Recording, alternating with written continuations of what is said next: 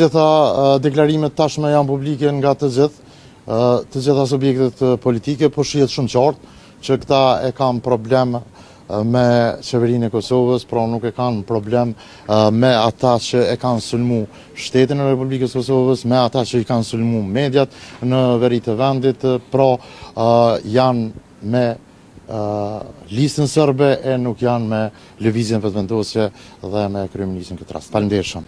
Përderisa në këtë kuvend ka deputet shqiptar që thonë që nuk e kanë problem me listën serbe, por e kam problem me kryeministrin Kosovës Albin Kurti. Për mu, fatkeqësisht edhe për qytetarët e Republikës Kosovës, unë mendoj personalisht që e vetmja zgjedhje janë